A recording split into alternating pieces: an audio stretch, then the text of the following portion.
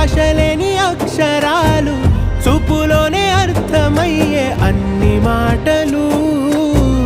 ముందు లేని ఆనవాలు, లేనిపోని కారణాలు, కొత్త కొత్త